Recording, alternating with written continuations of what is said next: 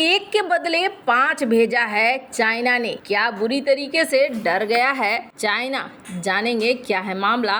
तो वहीं दूसरी तरफ अफ्रीका में भारत का एक बड़ा खेल, डिफेंस अताशे के नियुक्ति के बाद ही तो वहीं आईसीसी में नेतन्याहू और सिनवार के खिलाफ अरेस्ट वारंट हो रहा है तैयार। क्या गिरफ्तार होंगे इजराइल के प्रधानमंत्री? जियोपॉलिटिक्स में बहुत कुछ चल रहा है, जानने को मिलेगा बहुत कुछ। आइए जानते हैं इन खबरों को विस्तार से। आईसीसी इजरायली प्रधानमंत्री बेंजामिन नेतन्याहू, हमास नेता याह्या सिनवार, मोहम्मद दीफ के खिलाफ गिरफ्तारी वारंट जारी करने के तैयारी में। अदालत के मुख्य अभियोजक करीम खान के अनुसार आईसीसी इजराइल पर 7 अक्टूबर के हमलों और उसके बाद गाजा में युद्ध के दौरान युद्ध अपराध और मानवता के खिलाफ अपराध के आरोप में हमास नेता याह्या सिनवार, इजरायली प्रधानमंत्री बेंजामिन नेतन्याहू के लिए गिरफ्तारी वारंट की मांग कर रहा है। कहा जा रहा है करीम खान ने कहा है कि आईसीसी इजराइल के रक्षा मंत्री योव गैलेंट के साथ साथ हमास के 2 अन्य बड़े नेताओं अल कासिम ब्रिगेड के नेता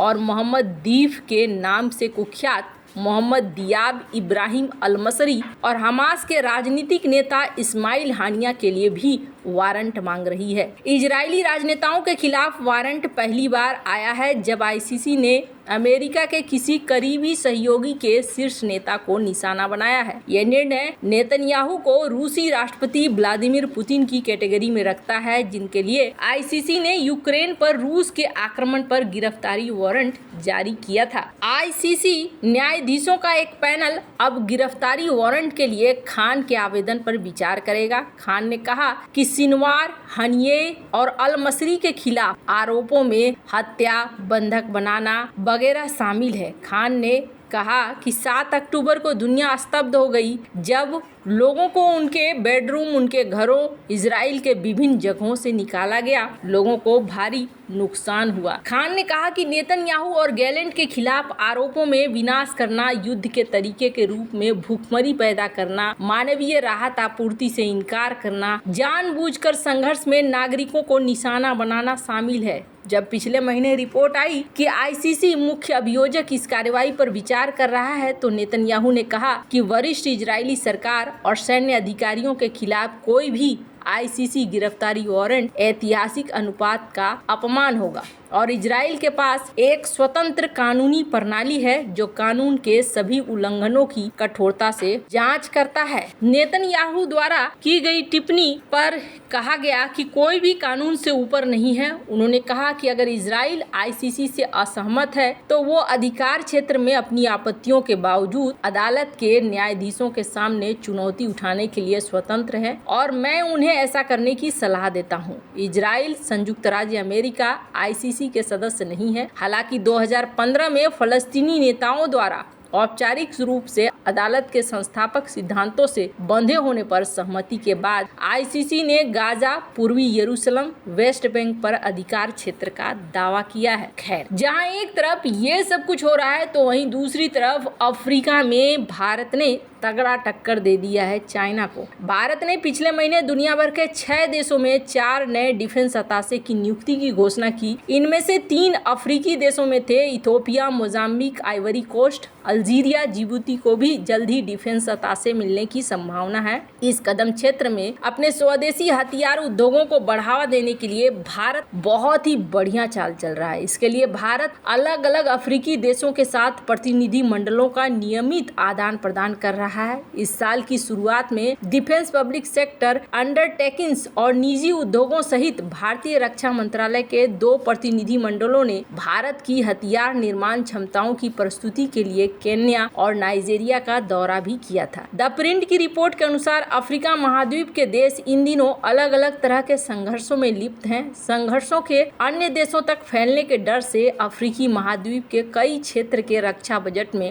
वृद्धि हुई है और देखा जा रहा है कि अफ्रीका में 2023 में जो रक्षा बजट $51 बिलियन का था वो 2022 की तुलना में 22% बढ़ा है और माना जा रहा है कि इस बार और भी ज्यादा यहाँ आगे बढ़ेगा। चीन 2019-2023 में 13% के साथ अफ्रीका का तीसरा सबसे बड़ा आपूर्तिकर्ता था। अफ्रीका में रक्षा उपकरणों के लिए बाजार स्थापित करने के लिए भारतीय उद्योगों के प्रयासों के बारे में जब बताया गया तो कहा गया कि इस क्षेत्र में लंबे समय से अशांति अफ्रीकी देशों को खुद को सुरक्षित करने की जरूरत पर बल देते हैं। भारत यहाँ पर हथियारों को बेचने के लिए इच्छुक है और भारत के ऊपर भरोसा भी है। भारत अपनी हथियार प्रणाली 2 युद्धरत देशों को नहीं बेचता है जो भारत के साथ मित्रवत हो सकते हैं। भारत का व्यापार करने का इरादा क्षेत्र में बढ़ती हिंसा की कीमत पर नहीं है। भारतीय रक्षा उद्योग के पहुंच के हिस्से के रूप में भारतीय कंपनियां बाजार का पता लगाने के लिए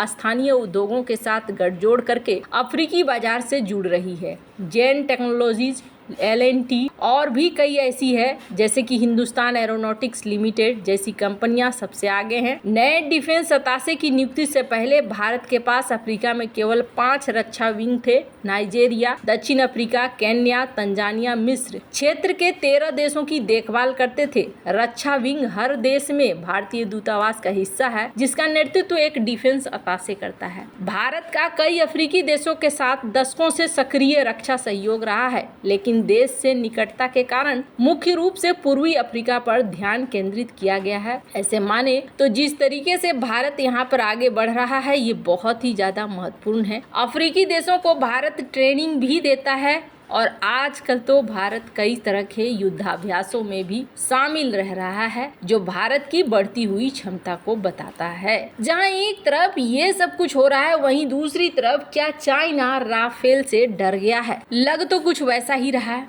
भारत और चीन के बीच गलवान संघर्ष के बाद तनाव अभूतपूर्व स्तर तक बढ़ गया है। इस कारण चीन को अपनी वायु शक्ति में उल्लेखनीय वृद्धि करनी पड़ रही है। इस बीच भारतीय वायुसेना के पूर्व प्रमुख air chief marshal RKS Bhadauria ने खुलासा किया कि चीन ने गतिरोध के दौरान भारत के नए खरीदे गए राफेल जेट की तुलना में 5 गुना अधिक J-20 स्टील्थ लड़ाकू विमान तैनात किए थे। 19 मई को एक इंटरव्यू के दौरान भदौरिया ने राफेल लड़ाकू विमानों के रणनीतिक महत्व पर जोर दिया। उन्हें उस समय भारतीय वायुसेना के इन्वेंट्री में सबसे मजबूत हथियार के रूप में वर्णित किया। यूरेशियन टाइम्स की एक रिपोर्ट के अनुसार पूर्व air chief marshal RKS Bhadauria ने बताया कि कैसे पहले राफेल के आने से ही चीन को प्रतिक्रिया में 4 J-20 लड़ाकू विमान तैनात करने के लिए प्रेरित किया गया। जैसे ही भारत के पास राफेल की संख्या 4 हो गई, चीन ने अपनी तैनाती 20 J-20 तक बढ़ा दी, जिसके परिणाम स्वरूप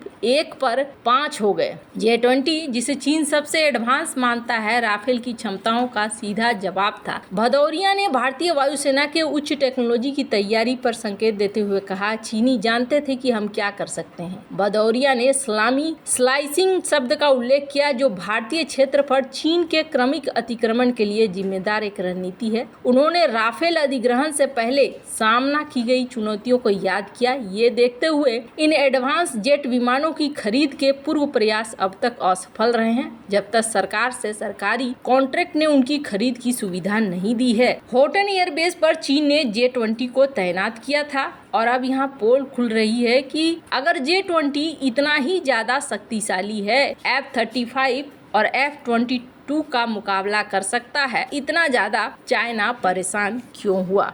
वैसे आपको क्या लगता है? इन सब मामले में आपकी क्या राय है? कमेंट कर जरूर बताएं। जल्द मिलते हैं अगले वीडियो में नई खबर के साथ।